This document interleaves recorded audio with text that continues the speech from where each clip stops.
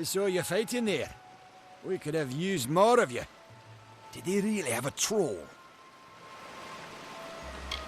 I don't know how the Twatha found us, but if they had a troll, it couldn't have been an accident. Fate was kind to collapse that doorway behind you, or they would have chased us into the glade. We started building here when they found Prismere in the mines nearby. Never thought we'd see Twatha this far out west, though. Fate weavers? Ah, charlatans. You swears by them, but I'll be damned if I trust my future to some cards. Hugh's ran off, you say? I wouldn't worry too much. The old man's tougher than he looks, and he's always got a plan. They're technically a type of wild fae. Related to the fae of the summer and winter courts, actually. Dangerous enough in the wild. The Twatha also used them in their army. I never did trust fae to begin with. Well, those Twatha are the worst sort. They waged some sort of holy war against humans and Alpha for years now. But the front's all the way out east. What are they doing out here? How did they know about this place? The well was incredible, but it took armloads of Prismere crystals to keep the thing active. That's why we built it so close to the Stone Candle mines. They even put in a few tunnels to deliver the crystals directly into the well. I told them it wasn't safe. Looks like I was right. Again. Good luck out there.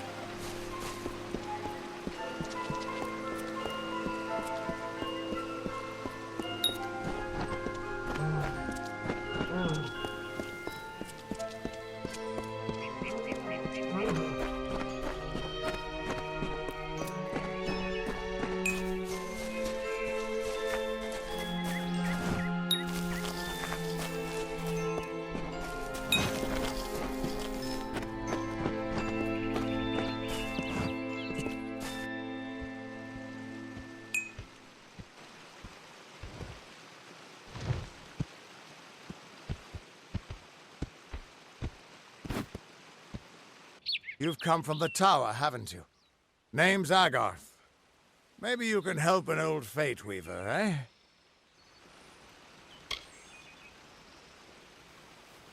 Did he? Poor old Fomerus Hughes. He respected the way the world works. What a shame. He's probably dead by now.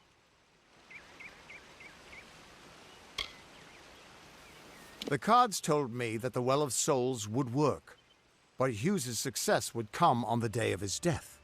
He took it pretty well, honestly, although we did a lot of drinking after that. I suppose I could spare a little help in memory of Hughes, or in celebration of his success. Whichever.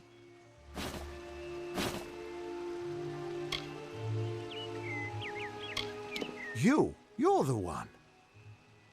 Then that means it all makes sense now. The cards this morning. I drew the Gravedigger, the Running Man, and the Beast. Prepare yourself. They're coming.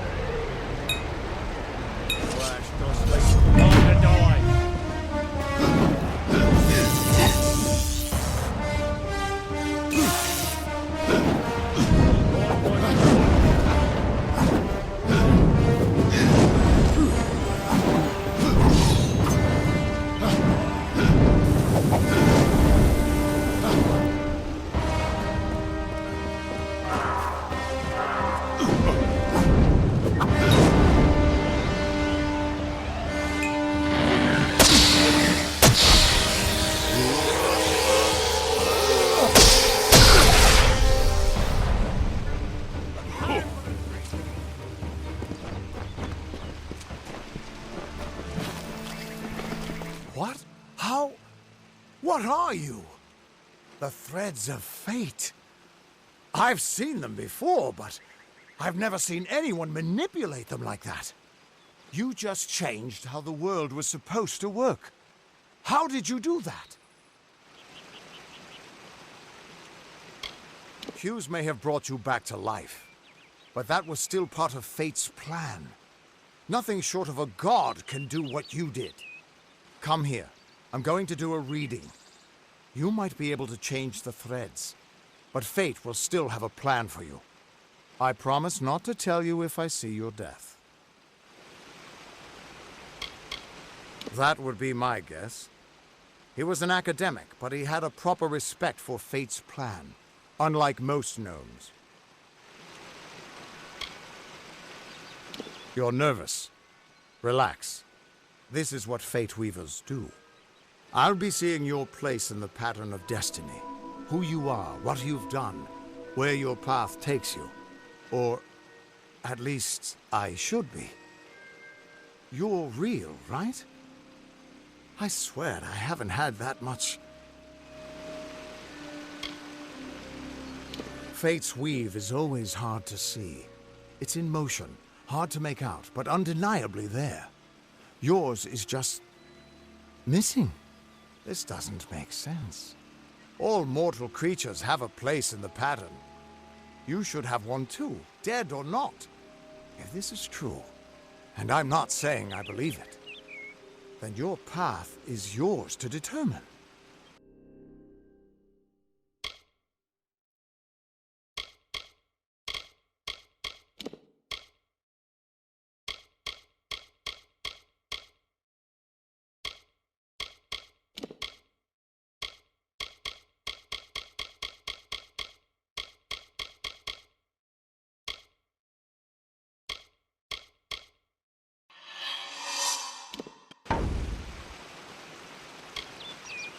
It could mean nothing, or it could mean everything. The world is changing. You might be a sign of that, or maybe the cause. I've never had a reason to doubt my own readings, but we should consult with Arden. He's not a friend, but he's got a good eye for the tapestry. I'll meet you at his home to the east. I'm going to see if I can be of any help to the wounded at the tower. That's just it. I don't know if you've got one. But that's why we're going to see Arden. He lives in a little hut to the east in Yulven. I'll meet you there. Once I was Agarth the Unyielding, the Blade of Avgrum. I wrestled the Colossus Priestess and declined knighthood by the High King of the Fae. I was a hero of men, but that wasn't enough for me. I joined the Fate Weavers, hoping to find a way to conquer destiny itself. Turns out fate is the one thing I couldn't fight. You can find Arden's little cottage in the middle of Yulven. Had to move there when he got run out of town. He's a damned good fate weaver, but that doesn't make you very popular. Especially not in dark days like these. We are all threads in the tapestry of fate. Measured, woven, and cut according to a great plan. Fate Weavers undertake the task of reading those threads. Our title always was a bitter lie, since we have no control over how that tapestry is woven. But you do. And when a Fate Weaver looks at your place in the weave, we see only the shapes of what you may choose to become. The Fate Weavers were once a great, unified order of sages from all the mortal races. We foretold the destinies of kings and gods. But that power takes a toll. Nobody likes bad news. And all the news in the world is getting worse. The Order splintered long ago. Now the old traditions are all but lost. And all I foretell is the fate of my beer. And I see it being empty soon. Hughes was always an odd one. Curious and determined as any of his kind, sure. He never shut up about his work. But he always knew what was important. He didn't worry about dying as long as he knew he'd get the well working. The Tuatha aren't like any Fae I've ever known. They're cruel, bloodthirsty, and savage. Why, they're practically human. What could this all mean?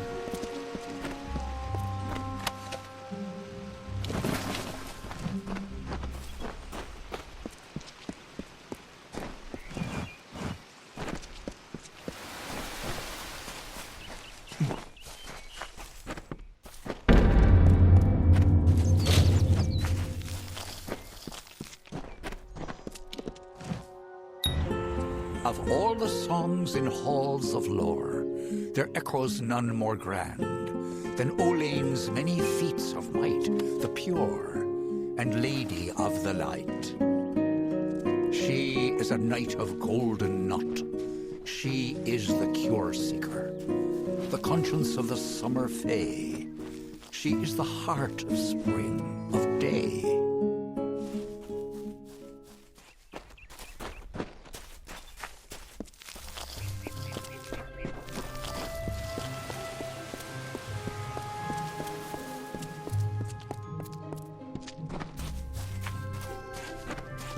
Everyone just stand back! The warden can't work when you're crowding so close. Go back to your business. Go on, keep moving. This business doesn't concern you. Unless you're an expert scholar on the Fae, I'd suggest you move along. No reason to be out in the open with the Red Legion about. What are they? I'm not sure, but they've been here for longer than any of us can imagine.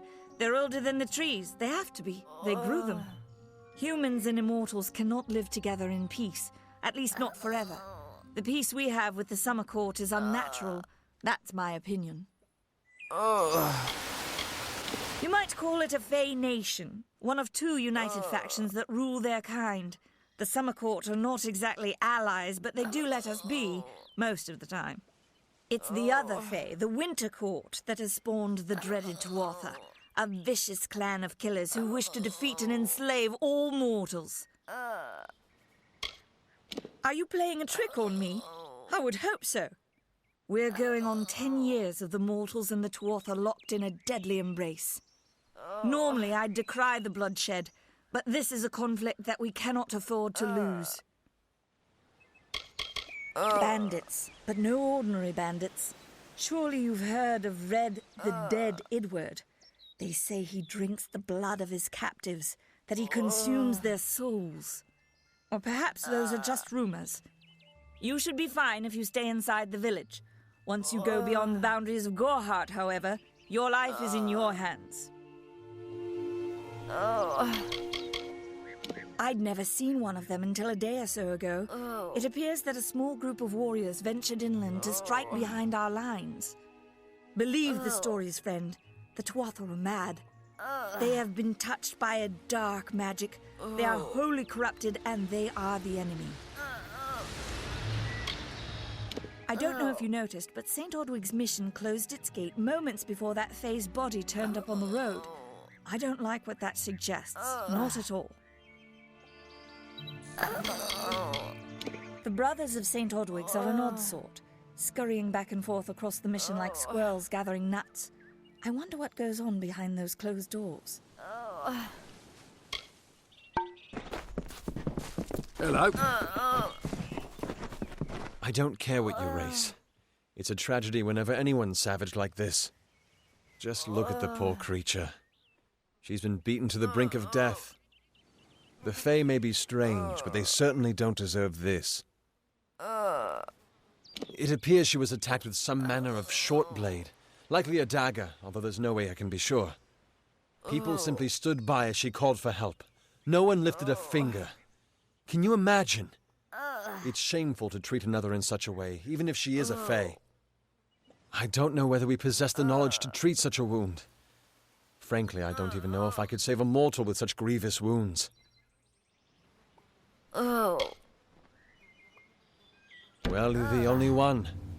With all the troubles we've suffered in this village, people are weary of adversity. They'd rather just ignore it. I'm going to suggest something a bit untraditional. There's a Fae named Eri. She spends her days up on the hill overlooking the village. Seek her wisdom. I would do it, but I'm a coward. That's the truth. Perhaps a Fae will know how to heal a Fae. If not, then we're back where we started. She spends her days in the precipice overlooking the village. She doesn't think we're aware of her presence, but we most certainly are. Peaceful Fae make up the tribe known as the Court of Summer. They are led by a king in a faraway city, hidden from mortal eyes. That's about all I know. Little more than rumors and stories from my youth. Our fate rests in the hands of a few chosen who fight in the east. You wouldn't even know it in Gorhart. We're miles away from the smoke and the screams. I've spent most of my life dealing with them, but they aren't like us. Not at the core. They don't know what it means to be a man who sweats to feed his family. Gorhart has become a sort of refuge for those settlers who wish to live a life free of Fae. I don't see that lasting. Not with the war. Not with everything changing. We keep a precarious peace with the Court of Summer, one that's tested every day. I lie awake at night worrying what kind of disaster awaits me in the morning. But we're a good community full of good people. We have our eccentrics, sure, but we work hard and live quietly. That's the best anyone can do these days. I'm the Warden of Gorhart, and a poor one at that. I've been back from the war for only 6 months and been Warden for less than 2. Now here I am with an injured Fae on my doorstep. I'm a disgrace.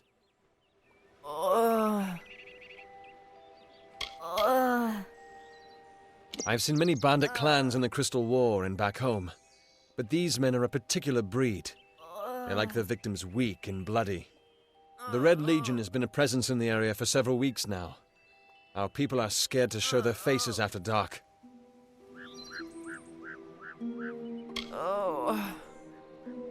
I don't know what the Tuatha would be doing this far from the front lines.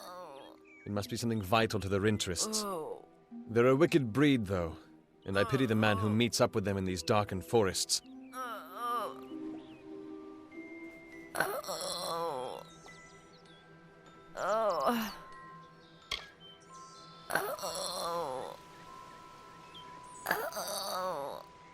Hope you stay in town. Hi.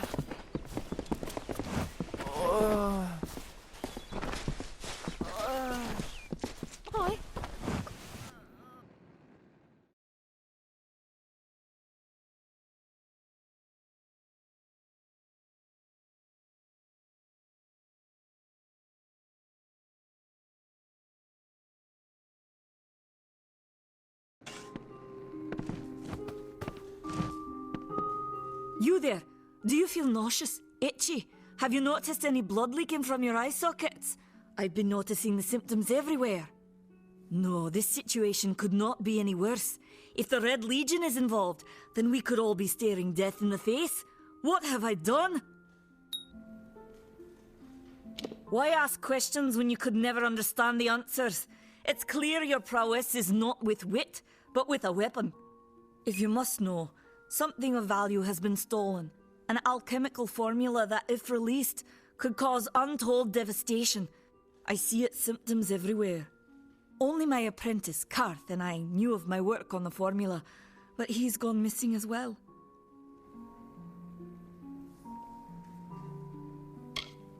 I do not deserve such goodwill after what I've engineered.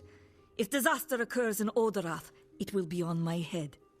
I'm not sure where Karth may have gone, but I knew that before he came to me, he found shelter in the ancient chambers of Agnor Hall, an Irathi ruin east of Gorhart.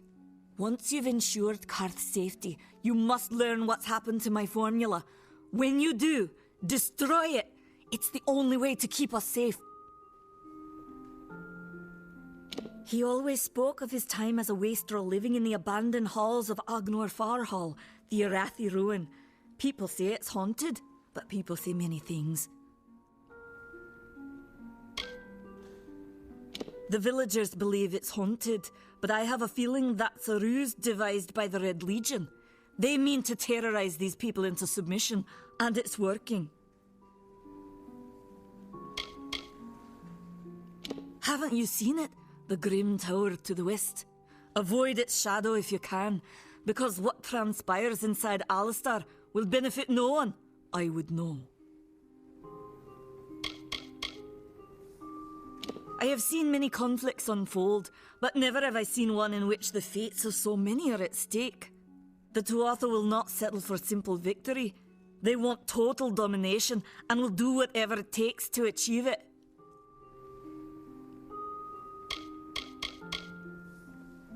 For years I dabbled in alchemy, healing, divination and transmutation. All of that seems frivolous now, what with the war looming over us. Now I spend my sleepless nights in search of a formula that will end such conflicts forever.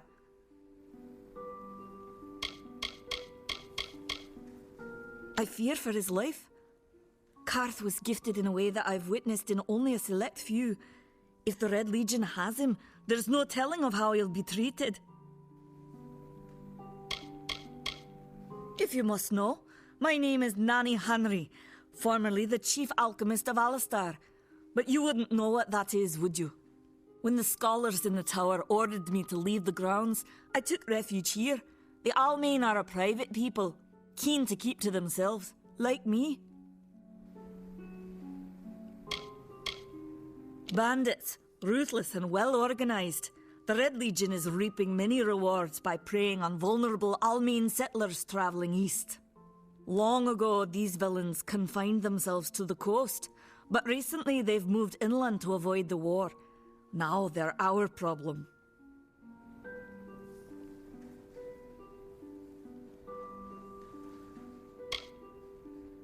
They are the Undying, the corrupted roots. Their existence is an abomination. Everything in Amalur exists for a particular reason, except for the Tuatha.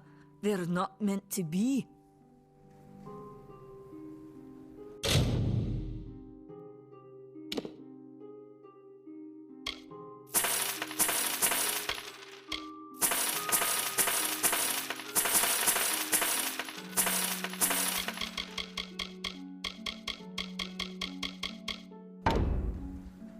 Goodbye.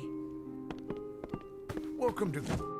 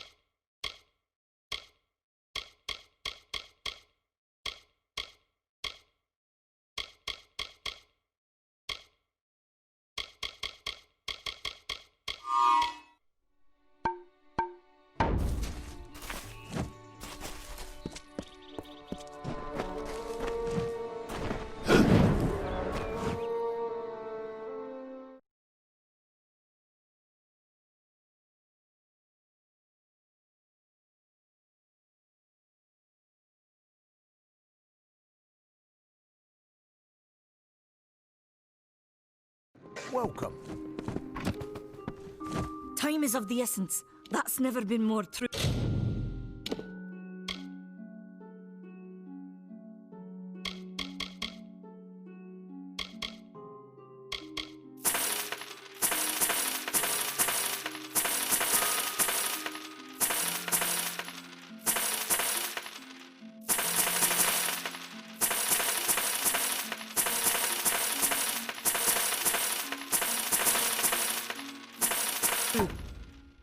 Farewell.